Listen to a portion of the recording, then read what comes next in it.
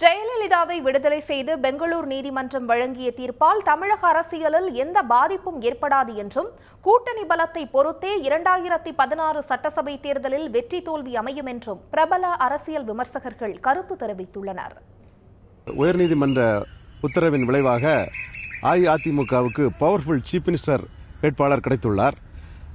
ஜெயலலிதாவோடு ஒப்பிடும் அளவுக்கு சக்தி வாய்ந்த சீஃப் மினிஸ்டர் வேட்பாளர்கள் வேறு எந்த கட்சியிலும் இப்பொழுது இல்லை என்றே தான் சொல்ல வேண்டும்.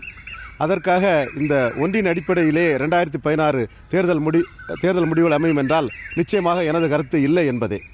காரணம் 2004, 2006, 2009 தேர்தல்களில் தோல்வியடைந்த அதிமுக 2011 தனித்து போட்டியிட்ட தேமுதிகவை 41 இடங்கள் கொடுத்து தன்னோடு இணைத்துக் கொண்டு வெற்றி பெற்றது.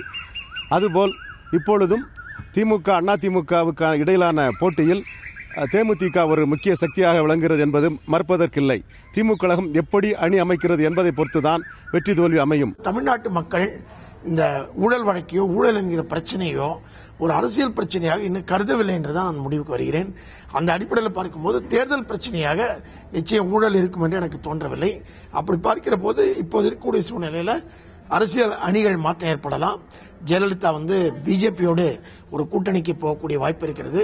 ஜெயலலிதா பிஜேபி கூட்டணி ஒரு பக்கமோ, இன்னொரு பக்கம் காங்கிரஸ் திமுக கூட்டணி ஒரு பக்கமோ.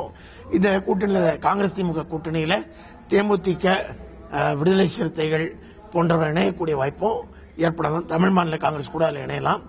அதே நேரத்தில் வைகோ ஒருவேளை அதிமுக பக்கம் செல்லக்கூடிய வாய்ப்பு கூட இருக்கிறது. பாமக மட்டும் தனியாக நிற்கக்கூடிய வாய்ப்பு ஏற்படலாம்.